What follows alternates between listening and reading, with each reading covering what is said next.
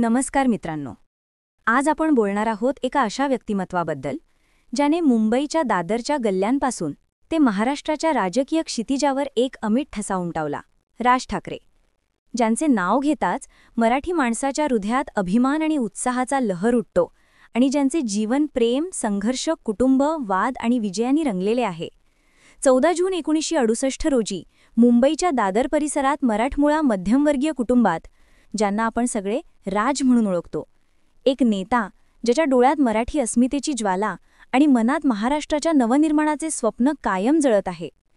त्यांचे वडील श्रीकांत केशव ठाकरे हे प्रसिद्ध संगीतकार होते, ज्यांनी तबला, गिटार आणि वायोलिनच्या सुरांनी मराठी चित्रपटसृष्टी आणि रंगभूमीला समृद्ध केले. त्यांच्या संगीतातून मराठी संस्कृतीचा आत्मा जिवंत व्हायचा आणि आई कुंदा ठाकरे, ज्या बाळासाहेब ठाकरे यांच्या धाकट्या बहिणी होत्या, त्या कुटुंबाला प्रेम, संस्कार आणि एकजुटीने बांधून ठेवणाऱ्या आधारस्तंभ होत्या. राज ठाकरे यांचे बालपण दादरच्या गल्ल्यांमध्ये गेले, जिथे ते मित्रांसोबत खेळताना मराठी संस्कृतीच्या गोष्टी ऐकायचे, गणेशोत्सवात लालबागच्या राजाला नमस्कार करायचे आणि काकांच्या शिवसेनेच्या सभांमध्ये जाऊन राजकारणाची पहिली चव घ्यायचे. बालमोहन विद्यामंदिरात शिकताना राज ठाकरेंना लहानपणापासूनच चित्रकला, व्यंगचित्र आणि कथाकथनाची प्रचंड आवड होती. होय मित्रांनो, राज ठाकरे हे उत्तम व्यंगचित्रकार होते, ज्यांनी आपल्या रेषांनी समाजावर तिखट आणि उपहासात्मक भाष्य केले आणि सर जे स्कूल ऑफ आर्ट्समधून शिक्षण पूर्ण करताना त्यांनी वॉल्ट डिझनी आणि पिक्सारसारख्या कार्टून विश्वातून प्रेरणा घेतली. फोटोग्राफी आणि चित्रपट निर्मितीमध्ये रस घेतला आणि स्वतःच्या कल्पनांना रंगरूप देण्याचे स्वप्न पाहिले. पण जीवनाने त्यांना वेगळ्या रणांगणात नेले, जिथे त्यांच्या कलेला राजकारणाची जोड मिळाली. 1980च्या दशकात जेव्हा शिवसेना मराठी माणसाच्या हक्कांसाठी लढत होती, तेव्हा तरुण राज ठाकरे यांनी शिवसेनेच्या युवा शाखेत पाऊल टाकले आणि बाळासाहेब ठाकरे यांच्या खांद्याला खांदा लावून तरुणांना एकत्र केले. कल्पना करा, तो काळ जेव्हा मुंबईत बाहेरून येणाऱ्या स्थलांतरितांची लाट वाढत होती, मराठी माणूस आपले स्थान, नोकऱ्या आणि ओळख गमावत होता, तेव्हा राजांनी तरुणांना प्रेरणा दिली. उठा, लढा, तुमची जागा कोणी घेऊ शकत नाही. त्यांच्या ज्वालामय वक्तृत्वाने आणि नजरेतील धगधगत्या आगळीकने शिवसेना अधिक मजबूत झाली आणि राज ठाकरे यांची लोकप्रियता इतकी वाढली की 1990च्या दशकात ते शिवसेनेच्या तरुण चेहऱ्यांपैकी एक बनले आणि बाळासाहेबांचे विश्वासू पुतणे म्हणून त्यांना उत्तराधिकारी म्हणूनही पाहिले जाऊ लागले. पण मित्रांनो, राजकारणात कुटुंबातही भांडणे येतात आणि 2005 मध्ये जेव्हा उद्धव ठाकरे यांना शिवसेनेचे कार्याध्यक्ष बनवले गेले, तेव्हा राजांना वाटले की त्यांच्या मेहनतीला आणि नेतृत्वाला पक्षात योग्य स्थान मिळत नाही. काही कारभाऱ्यांचे वर्चस्व वाढत आहे आणि मराठी माणसाच्या हक्कांसाठी त्यांचा आवाज दाबला जात आहे. म्हणून 9 मार्च 2006 रोजी त्यांनी एक धाडसी निर्णय घेतला. शिवसेनेतून बाहेर पडायचे आणि स्वतःचा मार्ग निवडायचा. त्या ऐतिहासिक सभेत, जिथे हजारो कार्यकर्त्यांनी त्यांना घेरले होते, राज ठाकरे यांनी ठोकून सांगितले, मी मराठी माणसासाठी लढत राहीन, माझ्या काकांचे स्वप्न पूर्ण करीन आणि महाराष्ट्राला नवे दिशा देईन. आणि तिथेच जन्म झाला महाराष्ट्र नवनिर्माण सेनेचा, म्हणजेच मनसेचा, ज्याने मराठी भाषा, संस्कृती, हिंदुत्व आणि स्थानिकांच्या हक्कांचे रक्षण करण्याचे ध्येय ठेवले. मनसेने फक्त राजकीय पक्ष म्हणूनच नव्हे, तर मराठी माणसाच्या स्वाभिमानाचा आवाज म्हणून ओळख मिळवली आणि राज यांनी आपल्या सभांमधून, भाषणांमधून आणि कार्यकर्त्यांच्या जोशातून हे स्वप्न जिवंत ठेवले. आता येतो राज यांच्या वैयक्तिक आणि रोमॅन्टिक जीवनाचा रंगीत अध्याय.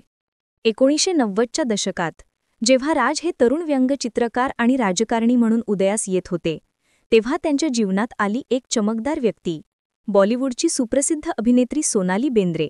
होय मित्रांनो, 1994 मध्ये सोनालीच्या डेब्यू चित्रपट आग नंतर राज ठाकरे आणि सोनाली यांच्यात एक खास जवळीक निर्माण झाली आणि त्या काळात मुंबईच्या चित्रपटसृष्टीत आणि राजकीय वर्तुळात त्यांच्या प्रेमाच्या चर्चांना उधाण आले होते.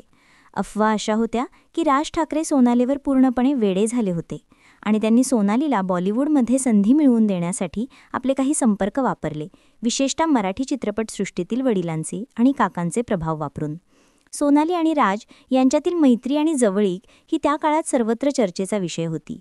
काहींनी सांगितले की ते एकमेकांना डेट करत होते, तर काहींनी सांगितले की हे फक्त एक तरुणाईचे आकर्षण होते. पण ठाकरे कुटुंबाच्या दबावामुळे आणि राज यांच्या वाढत्या राजकीय जबाबदाऱ्यांमुळे ही गोष्ट पुढे गेली नाही. 1996मध्ये बाळासाहेबांनी राजांना सल्ला दिला की राजकारण आणि कुटुंब यांना प्राधान्य द्या, आणि राज ठाकरे यांनीही आपल्या प्रेमाला मागे ठेवून मराठी माणसाच्या लढाईला प्राधान्य दिले. पण ही प्रेमकथा राजांच्या जीवनातील एक रंगीत पान आहे, ज्यांनी त्यांच्या तरुणाईला एक भावनिक स्पर्श दिला. 2025मध्ये एक जुनी व्हिडिओ क्लिप व्हायरल झाली, ज्यात राज आणि सोनाली एका मराठी चित्रपटाच्या प्रीमियरला एकत्र दिसले, आणि सोनालीने एका मुलाखतीत स्पष्ट केले, राज आणि मी फक्त चांगले मित्र होतो, आमच्या कुटुंबांचे जवळचे संबंध होते, पण प्रेमकथा ही फक्त अफवा होती. तरीही या कथेने राज यांच्या जीवनाला एक रोमॅन्टिक चमक दिली, आणि मराठी माणसाच्या मनात ही गोष्ट एक कथा म्हणून कायम राहिली. आणि नंतर 1998मध्ये राज ठाकरे यांचे लग्न झाले शर्मिला वाघ यांच्याशी, ज्या मराठी चित्रपटसृष्टीतील प्रसिद्ध छायाचित्रकार आणि दिग्दर्शक मोहन वाघ यांच्या कन्या. शर्मिला आणि राज यांचे लग्न हे प्रेमविवाह होते, आणि शर्मिलाने राजांच्या राजकीय आणि वैयक्तिक जीवनात नेहमीच खंबीरपणे साथ दिली. त्या एक शांत, सौम्य आणि कुटुंबाला एकत्र ठेवणाऱ्या व्यक्ती आहेत, ज्यांनी राजांच्या ज्वालामयी राजकारणाला एक स्थिर आधार दिला. या जोडप्याला 2 सुंदर मुले, मुलगा अमित ठाकरे आणि मुलगी उर्वशी ठाकरे. उर्वशी ठाकरे, जी बॉम्बे स्कॉटिश स्कूलमधून शिकली, ती तिच्या शांत आणि सौम्य स्वभावासाठी ओळखली जाते.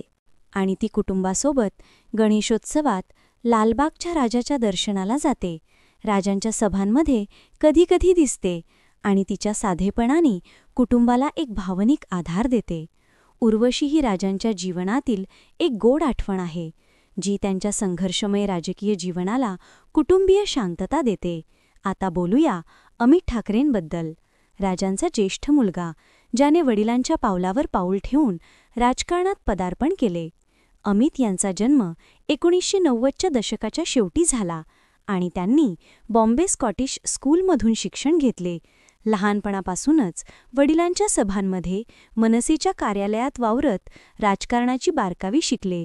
अमित हे शांत, बुद्धिमान आणि धाडशी आहेत, आणि 2017मध्ये त्यांनी माहीम मतदारसंघातून निवडणूक लढवली. जरी जिंकले नाही तरी मनसेला मजबूत मतदान मिळवून दिले, आणि तरुण कार्यकर्त्यांमध्ये त्यांचा प्रभाव वाढला. 2019मध्ये अमितचे लग्न झाले मिताली बोरुडेशी, ज्या एक उभरत्या फॅशन डिझायनर आहेत आणि त्यांच्या बालपणीच्या मैत्रिणी होत्या. मितालीचे वडील हे प्रसिद्ध बारियाट्रिक सर्जन डॉक्टर शशांक बोरुडे आहेत, आणि त्यांचे कुटुंब मराठी संस्कृतीत रुजलेले आहे. अमित आणि मितालीचे लग्न हे मुंबईच्या लोअर परेलमधील एका भव्य हॉटेलमध्ये पार पडले, ज्याला मराठी वैवाहिक सोहळ्याचा भव्यपणा होता. रिसेप्शनला अमिताभ बच्चन, सचिन तेंडुलकर, रणदीप हुडा, शाहरुख खान यांसारखे सेलिब्रिटी उपस्थित होते, ज्याने ठाकरे कुटुंबाची सामाजिक आणि राजकीय ताकद पुन्हा दाखवली. मितालीने आपल्या फॅशन डिझाईन्सद्वारे मराठी संस्कृतीला आधुनिक स्पर्श दिला आहे, आणि ती अमितसोबत मनसेच्या कार्यक्रमांमध्ये दिसते, कार्यकर्त्यांशी संवाद साधते आणि कुटुंबाला नवे आयाम देते. अमित आणि मिताली हे जोडपे राजांच्या जीवनातील एक आनंदी अध्याय आहे, ज्याने ठाकरे कुटुंबाला पुढच्या पिढीचा चेहरा दिला, आणि 2025पर्यंत अमित राजकारणात अधिक सक्रिय झाले आहेत, मनसेच्या युवा शाखेला नेतृत्व देत आणि तरुणांना मराठी अस्मितेसाठी प्रेरणा देत. पण मित्रांनो, राजांचे जीवन फक्त कुटुंब, प्रेम आणि राजकारणापुरते मर्यादित नाही. त्यांना लहानपणापासूनच श्रवणाची समस्या आहे, ज्यामुळे ऐकण्यात काही अडचण येते, पण त्यांच्या तीक्ष्ण बुद्धीने आणि ज्वालामय वक्तृत्वाने कधीच मागे पडू दिले नाही. ते म्हणतात, कान ऐकत नसले तरी मन ऐकतो आणि बोलतो. त्यांचे भाषण इतके प्रभावी आहे की विरोधक थरथरतात आणि प्रेक्षक खिळून राहतात. त्यांच्या सभांमध्ये लाखो लोक जमा होतात, आणि त्यांचे शब्द मराठी माणसाच्या हृदयात थेट उतरतात. आता येतो राजकीय वादांचा आणि विजयांचा प्रवास. 2008मध्ये जेव्हा राजांनी उत्तर प्रदेश आणि बिहारमधून येणाऱ्या स्थलांतरितांवर टीका केली, तेव्हा त्यांनी ठळकावून सांगितले, मुंबई ही मराठी माणसाची आहे, इथे मराठी भाषेला मान मिळाला पाहिजे, मराठी बोल, नाहीतर परत जा. या वक्तव्याने देशभर खळबळ उडाली. मनसेच्या कार्यकर्त्यांनी टॅक्सी तोडफोड केली, रेल्वे भरतीच्या परीक्षेत बाहेरच्या उमेदवारांना विरोध केला, आणि यातून संपूर्ण देशात दंगे भडकले. बिहारमध्ये रेल्वे जाळल्या गेल्या, दिल्लीत महाराष्ट्र भवनावर हल्ला झाला, आणि राजांवर तब्बल 84 गुन्हे दाखल झाले. त्यांना अटकही झाली, पण ते मागे हटले नाहीत. ते म्हणाले, मराठी माणसासाठी मी तुरुंगात जाईन, पण लढाई थांबणार नाही. त्याच वर्षी ऑस्ट्रेलियन क्रिकेटपटू सायमन कॅटेजला मारहाण झाली, आणि राजांनी ठाणकावले, परदेशात मराठी माणसाला मारलं तर इथे आम्ही उत्तर देऊ. जया बच्चन यांनी मुंबईत जन्मलो तर मुंबईचं काय असे विधान केले तेव्हा राजांनी बच्चनांच्या चित्रपटांवर बंदी घालायला लावली आणि 2016 उरी हल्ल्यानंतर पाकिस्तानी कलाकारांच्या चित्रपटांना विरोध केला. महाराष्ट्रात देशद्रोह्यांना स्थान नाही अशी त्यांची स्पष्ट भूमिका होती. पण मित्रांनो, फक्त वाद नाहीत. राजांनी मराठी माणसासाठी खऱ्या लढाया लढल्या. रेल्वे भरतीत मराठी तरुणांना प्राधान्य मिळवून दिले. जेट एअरवेजमधील 1100 मराठी कामगारांना पुन्हा नोकरी मिळवून दिली आणि मनसेने स्थानिक निवडणुकांमध्ये यश मिळवले. 2012 मुंबई महानगरपालिकेत 28 जागा, नाशिकमध्ये बहुमत आणि विधानसभेत 13 जागा जिंकल्या. त्यांच्या सभांना लाखो लोकांची गर्दी आणि त्यांचे भाषण इतके तिखट आणि खरखरीत की विरोधकांचे धाबे दणाणतात. ते म्हणतात, राजकीय नेत्यांना डिवचणे हे माझे काम आहे. 2022 लाऊडस्पीकर वादात त्यांनी उद्धव ठाकरेंशी भांडण घेतले आणि सांगितले, मशीद बाहेर हनुमान चालिसा म्हणू नका, पण लाऊडस्पीकर काढा. यातून पुन्हा गुन्हा दाखल झाला, पण राज मागे हटले नाहीत. त्यांनी कार्यकर्त्यांना सांगितले, लढा पण शांततेने, मराठी माणसाचा अभिमान जपून. 2025 पर्यंत मनसे ही महाराष्ट्रातील 3ऱ्या क्रमांकाची राजकीय ताकद बनली आहे आणि नुकत्याच हिंदी विरोधाच्या वादात राजांनी उद्धव ठाकरेंबरोबर मराठी एकता रॅली काढली, ज्यात लाखो लोक सहभागी झाले. हे पाहून वाटतं, ठाकरे कुटुंब पुन्हा एकत्र येतंय का? राजांनी आपली विचारसरणी पुस्तकांद्वारेही मांडली. मराठी मनाचा राजा ही राजभाषा असे आणि ठाकरे विरुद्ध ठाकरे यातून त्यांचा मराठी माणसाप्रती आणि हिंदुत्वाप्रती दृष्टिकोन स्पष्ट होतो. त्यांचे जीवन हे प्रेम, सोनाली बेंद्रेशी तरुणाईचे आकर्षण, कुटुंब म्हणजे शर्मिला, अमित, मिताली, उर्वशी, संघर्ष म्हणजे राजकीय वाद आणि विजयांचा म्हणजे मनसेची वाढ यांचा संगम आहे.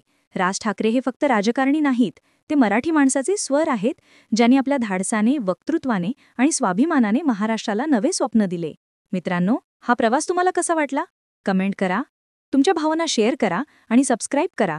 बेल आयकॉन दाबा, कारण पुढच्या व्हिडिओत आणखी राजकीय रंग आणि मराठी राग. जय हिंद, जय महाराष्ट्र.